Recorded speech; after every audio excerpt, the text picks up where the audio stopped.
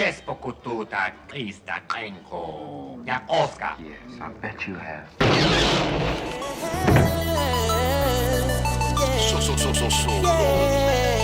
feeling like a star, you can't stop my shine. I'm loving Cloud City, my head's in the sky. I'm solo, I'm Han Solo, I'm Han Solo, I'm Han Solo. I'll shoot you all first! I'm Han Solo, and I always shoot first! Welcome back to another episode of Star Wars Galaxy of Heroes. As always, it's me, the Smithy D. In this exciting episode, I'm going to be reviewing the new Han Solo. Like 4 Han Solos wasn't already enough. But this did not stop Capital Games adding a 5th Han Solo. The great thing about this review today, guys, is the review is for you. Sort of before you buy, or if you're watching this when he becomes farmable, then it's going to be a before you farm. All the gameplay seen in this video is recorded by myself for the player by the player. So you can stick a Smithy D certification sticker right on that. If you enjoyed the video, help the channel out, leave a like, and if you want to see further reviews like I'm going to be doing a Chewbacca review, then make sure that you do subscribe below. And what the hell, leave a comment, let me know what you think of these brand new characters. So before we jump into all the good stuff like the good, the bad, the ugly, his arena viability, we're going to be having a look at his abilities, and then I'm going to be explaining how to use this character. Is he great? Is he going to work in the arena? Or what areas can you best get the best out of this character?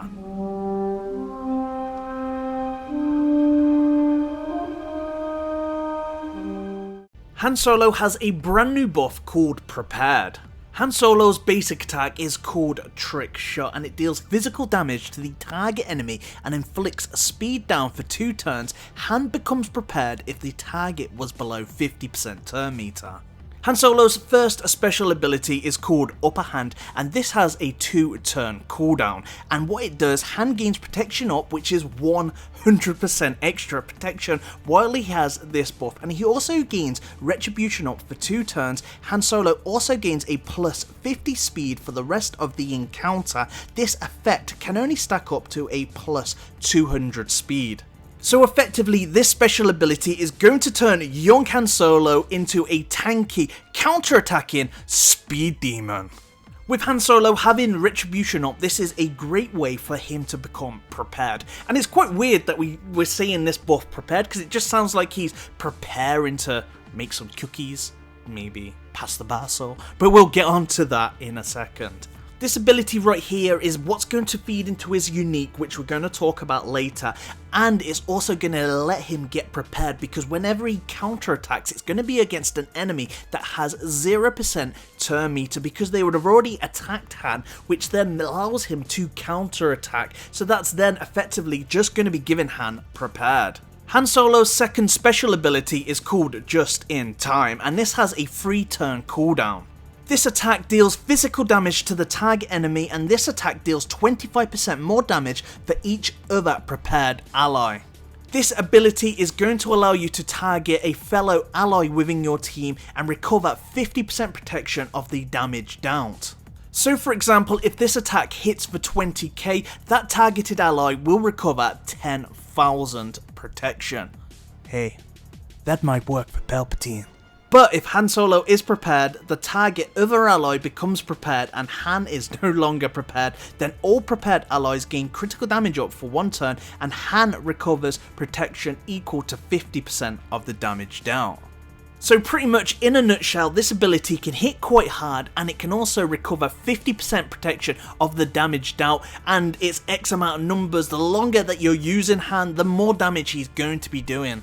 His Zeta unique is called Ready for Anything, and what that does when Han starts his turn, and this is something to pay attention to, because when Han Solo starts his turn with protection up, he gains a plus 10% offense stacking and a plus 10% critical chance stacking until the end of the battle. And if you are wanting to put 20 Zetas on Han Solo, this will give an additional, while Han is prepared, he has a 70% chance to assist another scoundrel ally's attack during their turn, limited to once per turn. I guess that Zeta ability is only really worth it if you're planning in to run with lots of other scoundrel allies. Which at this point, we have a good selection of Scoundrel. We've even got Bounty Hunters in there. We've got all the other Hans and all the other Chewbaccas. So you're not spoilt for choice. But is he good in the arena? That is what we're going to look at next.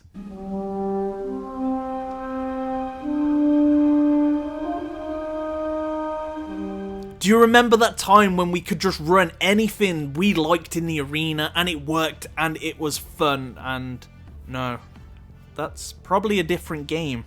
Because at the minute we have Palpatine in the arena. Before that it was like CLS, JTR, and there is just no room for a character that needs to build up steam before he can just unleash. Those sort of characters with heavy mechanics where you have to do ABC, kind of like Sonic the Hedgehog in Sonic 2, where you had to get all those goddamn Chaos Emeralds to unlock Supersonic, unless you had the cheat codes, but we don't have any cheat codes for this Han Solo, unless the new characters from the Solo movie are going to do something that's going to speed along, give him turn meter, make him quicker to kind of build up those turns. You know, he can be a little speed demon, but that doesn't stop him from being stunned, ability blocked, taking away his protection up, or even worse, taking away his retribution or applying daze. This character in the arena has somewhat some potential, and that is going to go on the characters that are going to be added to the game at a later date. I would say, you know, there's new Lando they could add, there's Khaleesi that they could add from Game of Thrones, you know, there's that new droid, so yeah, it just depends on their kits really, and depends if that would dethrone Palpatine. Most likely not. It's mostly going to probably be another Legend event or a hero's journey that's going to take Palpatine out of the arena and less used. This is definitely that has that high potential there. I just don't see it as of yet for this area. He does come across to me more of a raid character, and I guess that's pretty much where the game's going with these sort of characters that do high damage and take time to kind of build up that damage, build up the steam, collect those Chaos Emeralds to become that supersonic. So we're going to have a look onto where is he viable?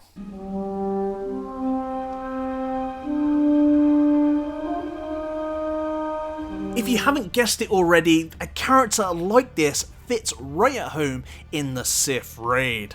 This character is Bananas in the Sith raid. I'm telling you now, he is so much fun, does so much damage, it makes you feel good that you can just recover Stormtrooper's hand protection and just continue getting turn meter while you're just increasing your own damage.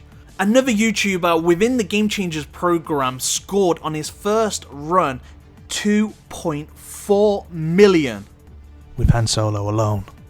That is crazy, right? 2.4 million with one character, and it's using old characters. So okay, we've got Sabine in there to kind of like do the defense shred, but you've got a Lando lead. And best of all here is that he used Stormtrooper Han, like in this video, and just kept him alive and gaining all that turn meter. Of course, you want to be having Chewbacca in there because he revives the characters automatically, and he does have that synergy that works well with Han.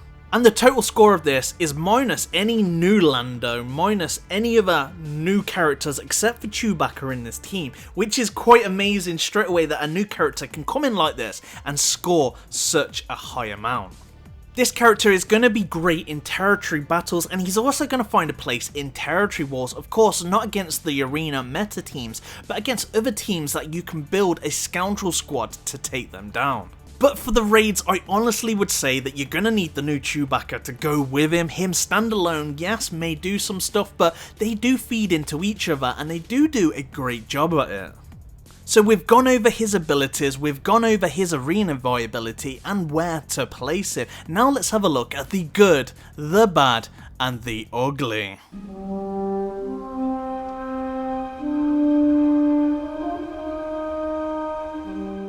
This subject is definitely tricky, especially with new characters, because not all new characters are going to be arena viable. So let's have a look at the good. In the Sith raid, he is a god among titans. He really is an amazing character within this game mode. If you allow the time for him to pick up those Chaos Emeralds, he's going to hit very, very hard. Even on his basic alone versus Scion in the Sith raid, he can do amazing damage and he can hit over 100k with his special ability. He recovers protection, and in Galaxy of Heroes there is not many characters that can recover protection. He is fun and engaging to play with within the Sith raid and territory battles. Any character that breathes life back into those old favourites gets my vote. Anybody that's played the game from the start will know about Lando and Stormtrooper Han. And to my channel, this was pretty much the first videos that I actually did was on Hanido, where it was Han, Lando and Anakin. So it feels that great nostalgia to play with those characters again in a viable game mode. And he's also very quick when he gets going. But with all those good things, hold my drink, we're going to be looking at the bad. Actually, what am I talking about? Let's just skip to the ugly. Han Solo in the arena is not a pretty sight, neither is it fun. He just does not have enough time to collect those Chaos Emeralds to become Super Han. Yes, it's very painful to watch. You know, with no cleansing, you know, there's nothing to stop him from being stunned, ability blocked. And that protection up, retribution, can easily be stripped off him within the arena. And that's, you know, with no turn meter gain and then trying to build up speed. He's clearly a raid character, but it's very ugly to use him in the arena, and he's not like one of these characters that you can get straight out of the marquee event and gear up like a Scion or a Nihilus and use him in the arena, because the sort of kit he's got, that's just going to take him longer to build up that kind of like damage that he needs to do, and you're not going to be able to use him in other areas like the Sith raid, so it's going to be an ugly on the arena. Overall, this is a great character that can score high damage within the Sith raid, and that is without any of the characters from the Solo movie minus Chewbacca.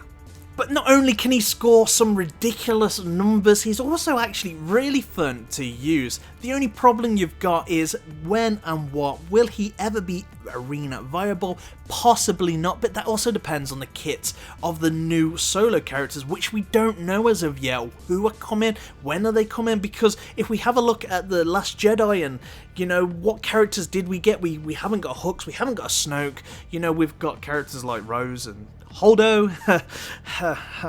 Could have got a new Finn or a new Poe. Finn got a cut in his jacket, it got sewed back together. We could have had cut jacket Finn, you know, or sewn back Finn. But, you know, and then we could have had Pilot Poe. But we're probably going to see with Han Solo that he's going to have a new ship, and it's probably going to be similar to Cassian's ship potentially, but you're probably going to need like 5 or 6 characters to pilot the new Falcon. Hopefully not, but I'm probably guessing that Falcon's probably going to be quite OP in the new arena. It's probably going to be a backup ship, especially going in with the new game mode, and it's going to be quite powerful. But we'd have to see how that all turns out, and the great thing about speculation is it could be right or wrong. Hopefully it's wrong, because I can't afford a new Falcon. But anyway, if you've enjoyed this video, then make sure that you do leave a like and subscribe below. So what do you think of the new Han Solo, and are you going to subscribe to see the Chewbacca review? Let me know in the comments below. Thank you very much for watching today. I'm the Smithy D. May the Force be with you always.